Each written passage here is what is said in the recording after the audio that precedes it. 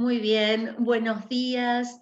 La Cátedra de Filosofía Medieval del Departamento de Filosofía de la Facultad de Humanidades de la Universidad Nacional de Mar del Plata, el grupo de investigación que dirijo, que forma parte del Centro Interdisciplinario de Estudios Europeos, la Red Latinoamericana de Filosofía Medieval, de la cual soy coordinadora por Argentina. Les damos la bienvenida a estas cuartas jornadas de filosofía medieval Francis Patrick Kennedy y Coloquio Argentino 2020 de la Red Latinoamericana de Filosofía Medieval.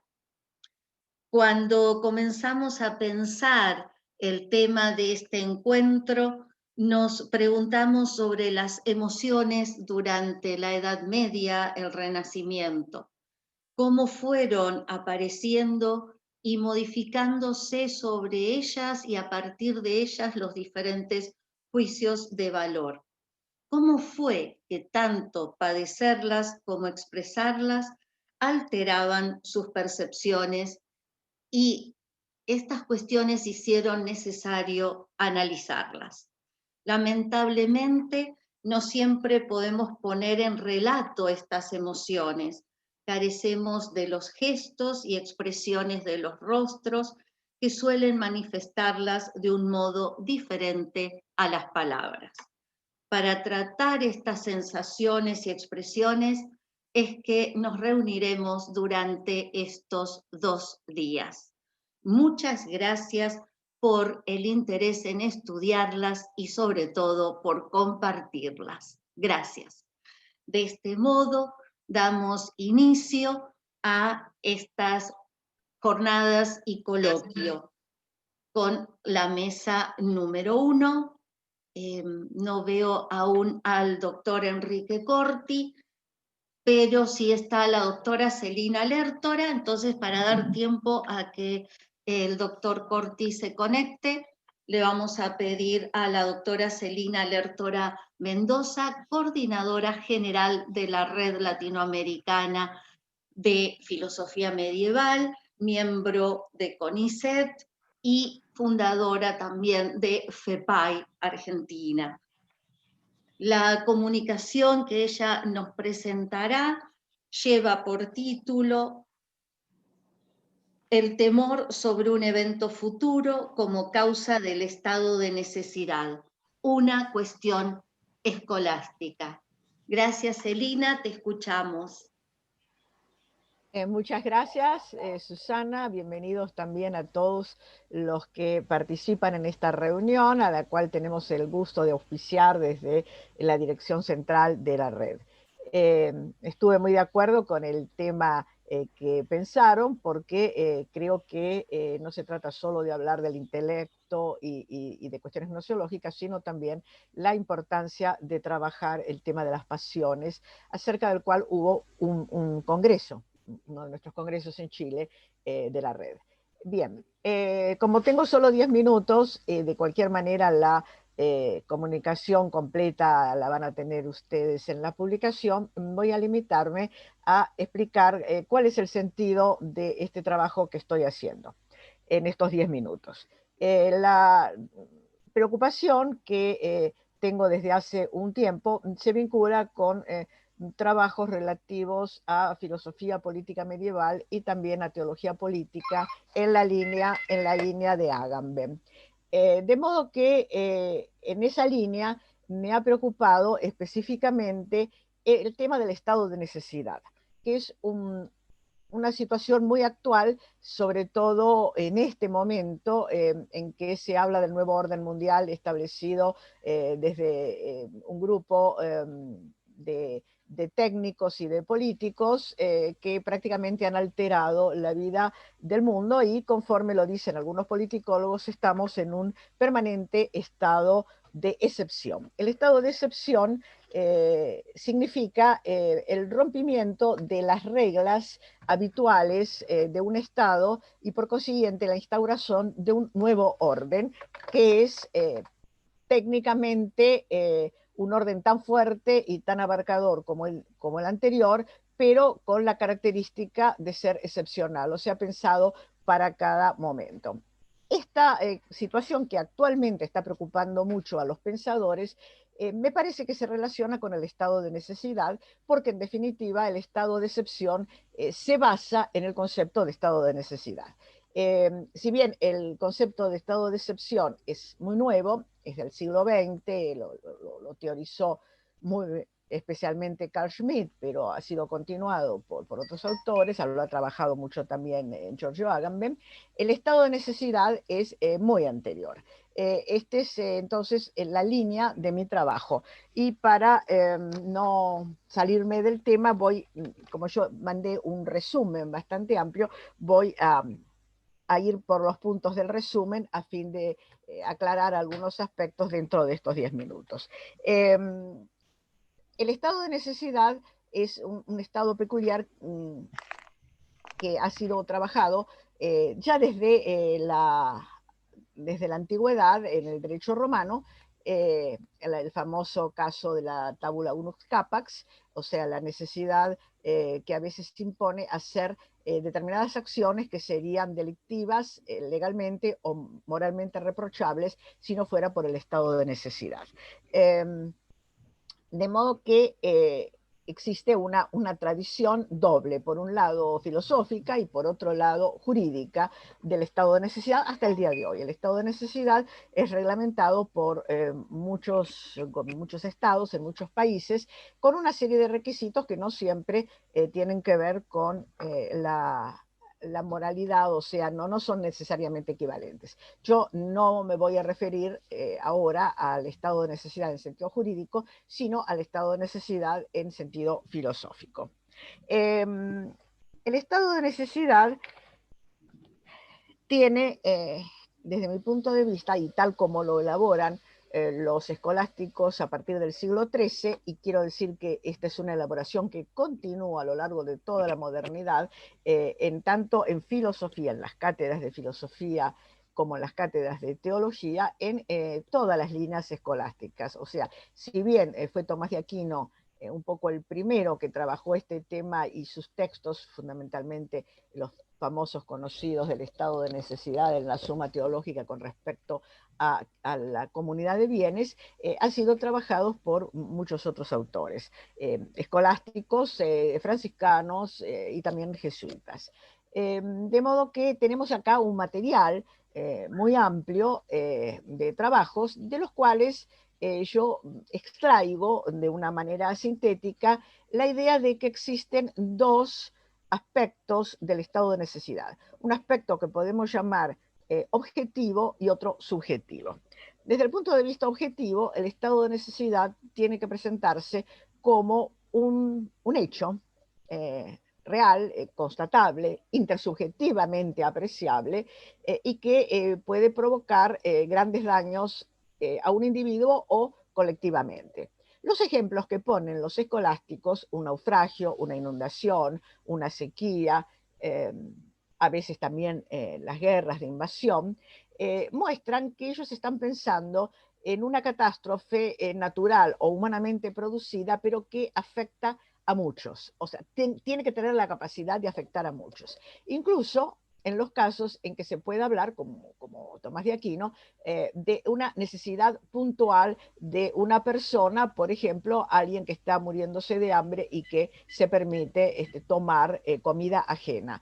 La situación en general en la que se piensa, una situación de aislamiento, de pobreza grupal, de sequía, en fin, son situaciones que por lo menos potencialmente afectan a más de uno. Este aspecto, que es un aspecto restrictivo, naturalmente, tiene también que ver con el concepto de temor, ¿no? Es decir, en primer lugar, la escolástica es restrictiva con respecto a las condiciones objetivas. Tiene que tratarse de situaciones reales, constatables, medibles eventualmente, y que a su vez sean potencialmente al menos dañosas para muchos. El segundo aspecto es el aspecto subjetivo. El aspecto subjetivo significa la captación por parte del individuo de esta situación de riesgo, de catástrofe, etcétera, y que naturalmente, y esto tenemos que aceptarlos, es diferente según los individuos y según la situación en la que se encuentra el individuo. O sea, hay personas que son más timoratas naturalmente que otras, y no es lo mismo la persona que está en un buque que está naufragando que la persona que está mirando, aún muy horrorizada, pero lo está mirando desde la costa. De modo que la cuestión subjetiva es muy delicada y es precisamente aquí donde entra el concepto de temor. Es decir, la persona tiene que haber generado un temor razonable para que se cumpla la condición del tercer requisito del estado de necesidad, que es un requisito que yo llamaría mixto, objetivo y subjetivo, que es lo que se llama precisamente el estado de necesidad, la imposibilidad de acceder a otra solución o de proponer o de ejecutar otra solución que la que se elige y que es eventualmente una solución que no respeta los derechos del prójimo, legal o moralmente hablando. Esta situación de inexcusabilidad de la respuesta es lo que configura propiamente, tanto en la moral como en el derecho, el estatuto de estado de necesidad. Es decir, si yo tengo la situación objetiva, tengo la captación subjetiva, incluso con todo el temor, pero tengo una posibilidad de salir de esa situación sin violar alguna norma general, moral o jurídica, entonces no tengo inexcusabilidad y no se configura el estado de necesidad. Esta situación de inexcusabilidad que está teorizada, en primer lugar, el texto más importante que siempre se cita y hasta donde yo sé, el primero que realmente lo trabaja de esta manera no solamente religiosa, sino también filosófica, es Tomás de Aquino. Por eso es que en general todo este instituto siempre se refiere a Tomás de Aquino, aunque también lo trata, por ejemplo, Escoto, pero posteriormente, incluso con más detalle. De manera que este tema de la inexcusabilidad se vincula también con, y este es acá mi intento de aporte personal, se vincula también con el temor. ¿Por qué?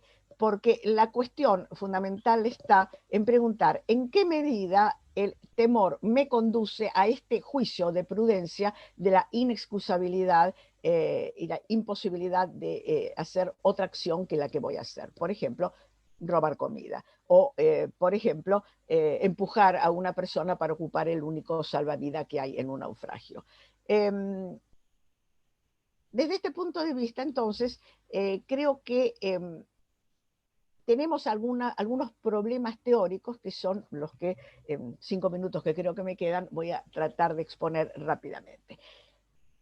Estos problemas teóricos se vinculan con el hecho de que en general en la escolástica, incluso en la post-escolástica de la modernidad, e incluso hasta ahora, y sobre todo en toda esta línea del giro areteico en que se encuentra la moral actual o la ética actual, trabajan el concepto de temor o de violencia como lo hizo Aristóteles, es decir, como peculiaridades o situaciones que de alguna manera disminuyen la responsabilidad y por lo tanto se trata en el contexto de la responsabilidad moral de la acción humana, del acto humano. Como ustedes saben, el miedo es una de las tres causales de eventualmente nulidad del acto de la voluntad por el cual se hace alguna acción. Si yo tengo miedo de que me maten y entonces ejecuto una acción reprochable, por ejemplo, robarle al prójimo, este miedo también según la clase de miedo, también los escolásticos, sobre todo en el siglo XVII, trabajan mucho este tema en moral, tanto en el tratado moral teológico como el tratado filosófico. Ellos trabajan el tema de por lo menos 3 grados de miedo o de temor que son leve, mediano y grave. Solamente el miedo grave es el que excusa, pero naturalmente cuando hay un miedo grave es toda una problemática muy subjetiva, porque yo tengo que sentir ese miedo grave, de modo que no todo el mundo siente el miedo grave y por lo tanto no todo el mundo estaría en principio y teóricamente amparado en este instituto. De cualquier manera, y aparte de esto que es un problema, también habría que mencionar que estos requisitos, como ustedes ven, hacen que la teoría escolástica del estado de necesidad sea muy restrictiva. Pero, a mi modo de ver, tiene una contrapartida muy importante que supera el planteo originario de la ética aristotélica. Y es que cuando uno ejecuta una acción en estado de necesidad, está en estado de necesidad, no simplemente por miedo grave, sino en estado de necesidad, esta acción no solamente es excusable o tolerable, sino que es moralmente buena. O sea, es plenamente moral. Es una justificación absoluta. Y esto es lo que me parece sumamente interesante a la hora de evaluar esta conexión actual que se está haciendo entre el estado de necesidad como antecedente de la declaración del estado de excepción. De modo que esta construcción escolástica va mucho más allá de muchas leyes de diferentes países que más bien tienden a considerar que una acción cometida en estado de necesidad es tolerable o no punible, pero no necesariamente buena en sentido moral. Bien, voy a terminar rápidamente, porque se me acaba el tiempo, con lo que yo considero que son los problemas fundamentales a los cuales apunto en mi comunicación, dejando con algunas ideas, dejando abierta la puerta a las discusiones, porque son cuestiones muy complejas y sería muy difícil y muy equivocado pretender darles una respuesta general, total y aceptable. Algunos de los problemas que yo veo, para los cuales habría alguna respuesta, pero muy problemática, son los que están en la mesa de discusiones en general también sobre el estado de excepción. Primero, determinación fáctica del estado de necesidad. O sea, cuál es el estado de cosas real que lo configura y si es determinable erga omnes, o sea, si esto tiene que ser determinable en general y universalmente o solo para ciertos agentes determinados. No es una cuestión menor, la dejo apuntada. Segundo, la inevitabilidad o inexcusabilidad objetiva y subjetiva, las cuales generalmente no coinciden y en realidad y teóricamente hablando siempre pueden no coincidir, en cuyo caso hay que preguntarse si existe y cuál es una instancia superior de decisión.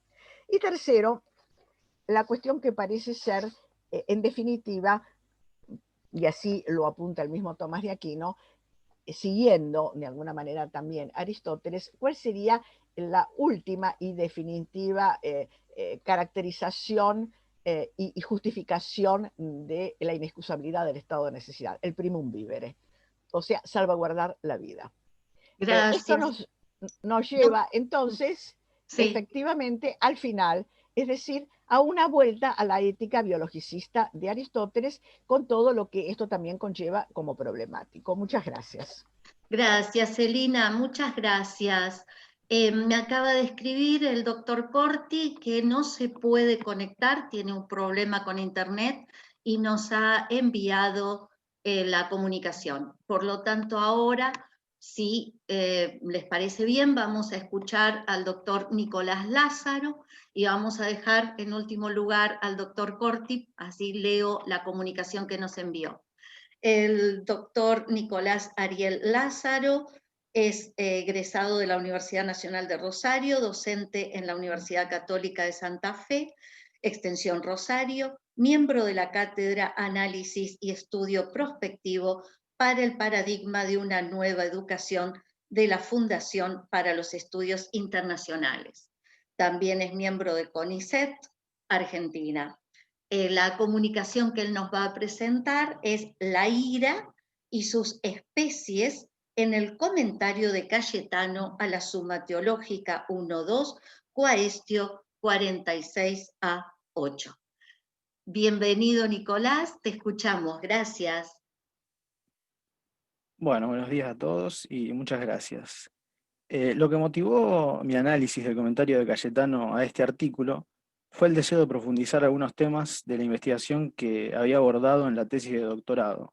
Por supuesto que esta no es una ponencia sobre esa disertación, pero decir al menos alguna cosa aquí que la describa, considero que va a resultar útil para comprender un poco mejor las cosas.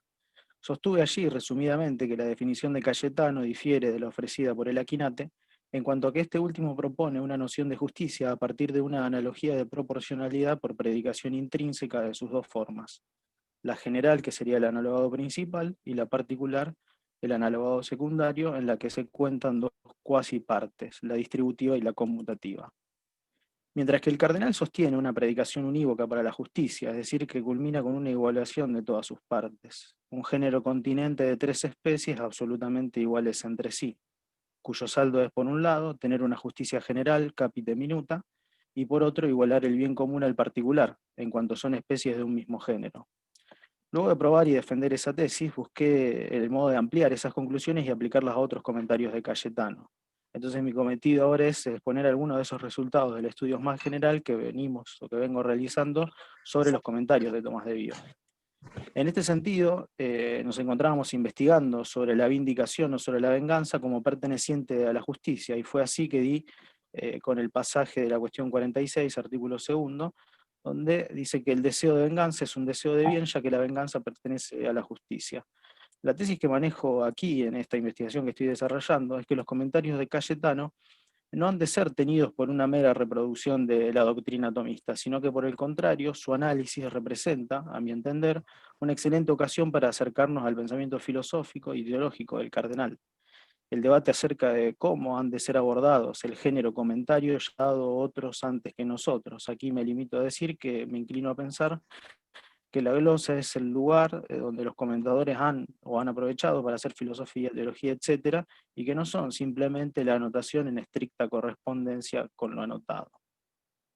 Ahora, yendo al tema de las especies de la ira, de las 27 cuestiones que componen el Tratado de las Pasiones, de la cuestión 22 a la 48 de la Prima Secunde, el angélico se ocupa de la ira en las tres últimas, es decir, en la cuestión 46, sobre la ira en sí misma, en la 47, sobre la causa efectiva y los remedios contra la ira, y en la 48, sobre los efectos de la ira.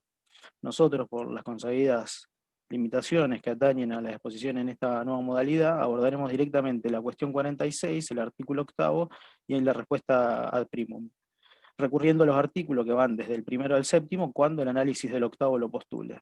Entonces, así, en el artículo 8 de esta cuestión, Santo Tomás resuelve que las tres especies de la ira se asignan convenientemente según los tres modos de aumento que ocurre en ella. En primer lugar, va a decir que cuando la ira aumenta por la facilidad del movimiento, es decir, por encenderse rápidamente, será llamada cólera.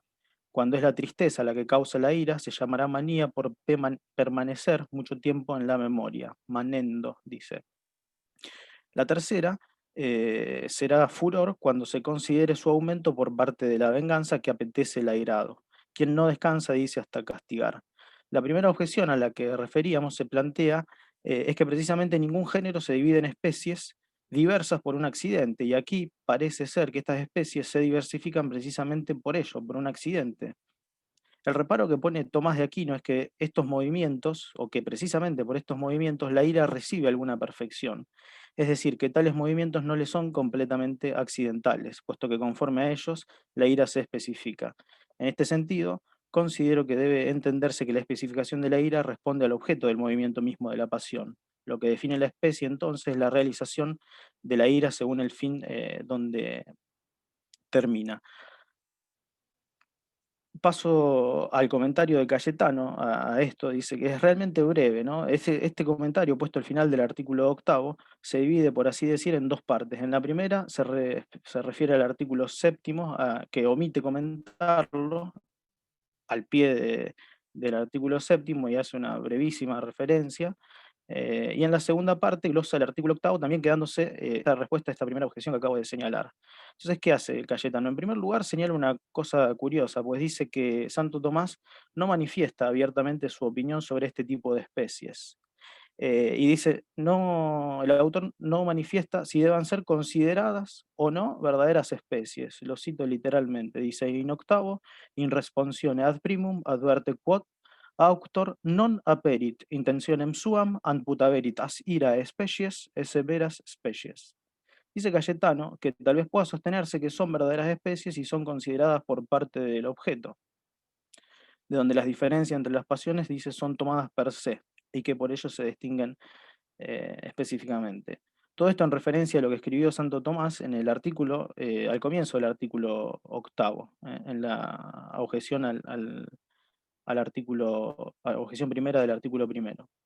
Dice nullus enim generis species, es decir, ninguna especie se diversifica según algún accidente. Sedista tria diversificantur secundum aliquod accidens. Y en efecto responde que 3 especies ira, dice las 3 especies de la ira, que el Damasceno y el Gregoriano y San Gregorio pone o tomen de esta serie, se dan según algún aumento y que puede suceder de 3 modos como ya los vimos. En otro lugar de esta misma cuestión, Santo Tomás dice que todas aquellas cosas a través de las cuales la ira recibe alguna perfección no se tienen absolutamente como per accidens con respecto a la ira. Allí sostiene que la ira son, o que en la ira son muchas las causas que concurren y que esta pasión proviene de una conmoción del ánimo por la ofensa recibida. Aquí me parece que puede llegar a relativo de la especificación de la ira según qué parte sea la más movida en el ánimo, y de allí tomará la ira su especie.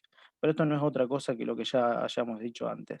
Pero sin embargo, esto es lo curioso, el Cayetano parece distanciarse del Aquinate porque dice, por esta razón no veo sino diferencias accidentales. Dice, si bien no totalmente accidentales, como es lo blanco y lo negro, o son lo blanco y lo negro, con respecto al animal.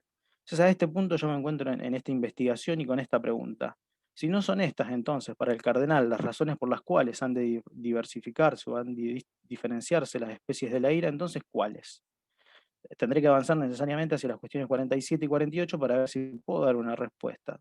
Además, considerando lo siguiente, en la tesis, tal como adelanté, la distancia del de Gaeta con respecto al de Aquino residió en el modo diverso en que ambos definieron la virtud.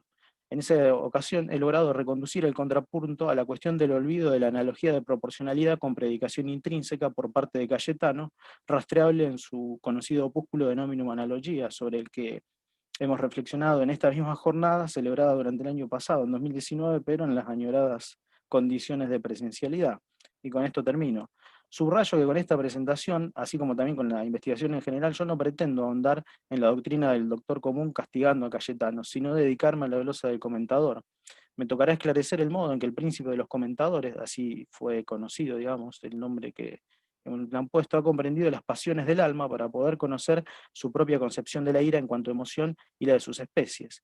Mi verdadera preocupación en este sentido es la de lograr deducir de la glosa de Tomás de Vio los principios que configuran una filosofía y una teología propias, un mismo Cayetano como he avanzado en aquellas conclusiones. Es decir, la cuestión, digamos, que he profundizado, y con esto cierro para no excederme, me ha llevado a conseguir me quedan 2 minutos, buenísimo, porque el planteo que está de fondo acá es lo siguiente, ¿no? Esto que señaló Henry de Lubac en el Surnaturel, sobre la cuestión de la naturaleza humana y cómo fue entendida en la escolástica. Es decir, el pensamiento del cardenal Cayetano representa muchísimas dificultades, al menos en lo que a mí respecta. En primer lugar, porque muchos de sus comentarios presentes en la edición leonina no han sido traducidos, o sea, hay que lidiar directamente con los textos latinos.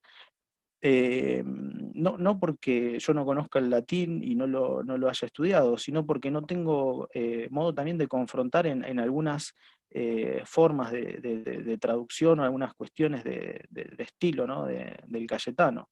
Y esto representa también una limitación para muchos de los que nos formamos en filosofía, que no tenemos lamentablemente digamos, un recorrido lingüístico o filolingüístico, por un lado. Y por otro, digamos, sinceramente no me esperaba encontrar con esto. Cuando yo estaba trabajando sobre este tema, pensé que la transposición iba a ser directa, es decir, bueno, Cayetano desestima la analogía de proporcionalidad y va a definir todo unívocamente, y no fue así. De hecho, pareciera que las 3 especies de la ira en el comentario de Cayetano no son precisamente especies, no hay diferencia específica, sino vendrían a ser algún propio, tal vez, eh, pero perteneciendo, digamos, he llegado a una nueva pregunta que no me había propuesto, pero bueno, esa es la cuestión, y bueno, y no me excedo más, pero quiero recalcar que no estoy principalmente señalando al Cayetano como corrupto ortoma, como lo han señalado otros, por ejemplo, ¿no? Es decir, bueno, él ha tomado la ocasión de los comentarios de Santo Tomás y en esa glosa ha logrado exponer o ha buscado exponer su propia filosofía y su propia teología, y es lo que estoy intentando hacer, tratando de reconstruirla. Así que bueno, muchas gracias. Muchas gracias, Nicolás, muchísimas gracias. Bueno, afortunadamente tenemos aquí al doctor Enrique Corti, así que lo vamos a presentar. El doctor Corti es profesor titular de Historia de la Filosofía Medieval y Metafísica de la Universidad Nacional de San Martín, investigador principal de CONICET Argentina. Su comunicación lleva por título Temor y temblor ante el mal, Nihil et malum en Anselmo de Canterbury. Enrique, cuando quieras te escuchamos, y si necesitas más tiempo, luego cuando ingresamos podés continuar. Gracias. Bueno, gracias a todos. ¿Se oye? ¿Se oye? Perfecto. Sí, sí, muy bien. Bueno, costó mucho Sí. encontrar una vía, pero como suele ocurrir en la vida del hombre, las vías son lo más difícil, pero una vez encontradas empiezan a funcionar. Bueno, voy a tratar de ajustarme lo más que puedo al tema en cuestión y a los tiempos nuestros, ¿no? Sí, efectivamente, el tema es temor y temblor ante el mal, ¿no? En Anselmo. Hay muy pocos lugares en los textos de Anselmo donde utiliza expresiones como esta, horror, temor, temblor, miedo, cosas por el estilo. Es muy raro que Anselmo, digamos, hable de emociones, es muy raro. Sin embargo, aquí se despacha con un montón de ese tipo de vocablos, lo cual llama la atención. Ahora, esos vocablos están en medio de un tratamiento, a mi juicio, muy delicado, muy preciso del problema del mal. Voy a leer para tratar de evitar excederme, porque si empiezo a hablar me voy a exceder. En el terreno moral, el vocablo nihil deviene problemático a causa de la caracterización del mal como nihil privativum. Es sencillo decir que el mal carece de entidad y que su inconsistencia radica en una privación, que mengua algún bien allí donde fue posible y conveniente, además de debido en sentido moral, que dicho bien estuviese presente. Ahora bien, explicarlo resulta bastante más complicado. Frente a la caracterización del mal como nihil privativum, cabe formular al menos algunas objeciones de distinto tenor que exigen respuesta.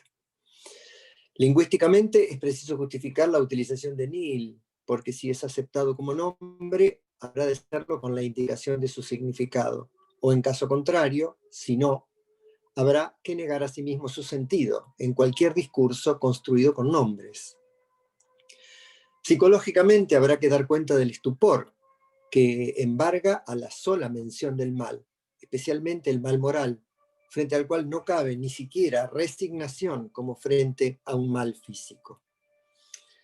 Metafísicamente se hace indispensable explicar qué clase de causalidad atribuir al mal, así caracterizado, cuyas consecuencias son tantas y tan variadas las pasiones que se adueñan del sujeto una vez abandonada la virtud, que parece por lo menos extraño que nihil pueda dar cuenta causalmente de esa situación.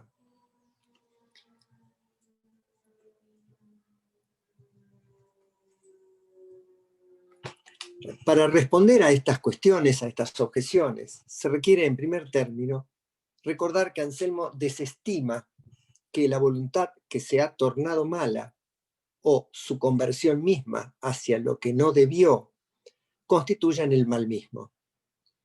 Descarta igualmente que la buena voluntad y su conversión constituyan el bien mismo. Esto en sentido negativo. En sentido afirmativo, ¿a qué denomina Anselmo mal? ¿A qué se denomina mal? Así inicia Anselmo la cuestión. Comillas, dado que creemos que la justicia es el bien mismo y de tal modo la denominamos, hemos de decir que el mal es la injusticia y denominarlo de igual manera. Y como la injusticia es denominada así por privación de la justicia, habremos de denominar al mal según idéntico procedimiento y definirlo como privación del bien. Cierra comillas. Así ingresa Anselmo en el terreno del nihil privativum, carente de esencia. Ante semejante respuesta, formulada a partir de la fe, obviamente, espontánea e ingenuamente surgen en contrario objeciones, dialécticas unas y no dialécticas otras. En una pequeña lista, ¿por qué no hacer del bien una privación del mal? Y así como parece que en el fieri mismo de privación del mal algo se engendra que es el bien, de igual modo se engendre algo en el fieri de privación del bien que sea el mal. Segundo, si la voz nihil es nombre, significa, y si significa remite a un aliquid y no a un non aliquid. Tercero, es absurdo y vano que se espante el corazón ante la sola mención del nombre mal, si nada significa este nombre.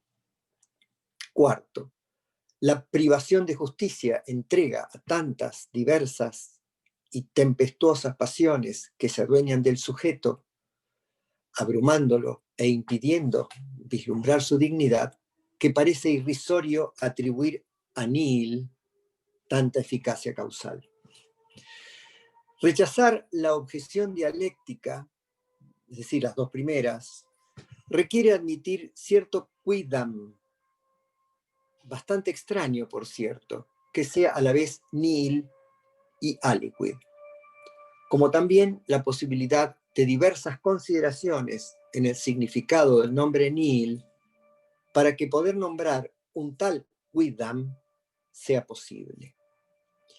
Las diversas consideraciones nominales parten de la equivalencia non aliquid es igual a nihil. Así como la primera expresión, non aliquid, es un constructo negativo efectuado sobre aliquid en el que la negación deconstruye reteniendo la significación deconstruida. Así también ocurre con nihil. Se trata de un nombre que significa removiendo y que a la vez no significa constituyendo cosa alguna a cambio de lo removido. La cosa misma, significada y no significada por tal nombre, ha de ser aquello por lo cual, pro quo, se impone el nombre, y aquello que, quod, es inteligido cuando tal nombre es oído. Como lo prescribe el texto anselmiano, se trata de determinar cuál es el valor de suplencia de nihil, esto es, illud pro quo, además de indicar la cosa misma. Por ejemplo, res ipsa en términos de proslogion o res appellata en términos de gramático. Digo, indicar el sentido del nombre, es decir, aquel al que un inteligente se ve referido al oírlo. Tan precisa aclaración cumple un objetivo. Nihil y malum, según las consideraciones nominales, significan algo por remoción. Pero lo que es significado constitutivamente no es la nada, ni el mal que la reflexión percibe.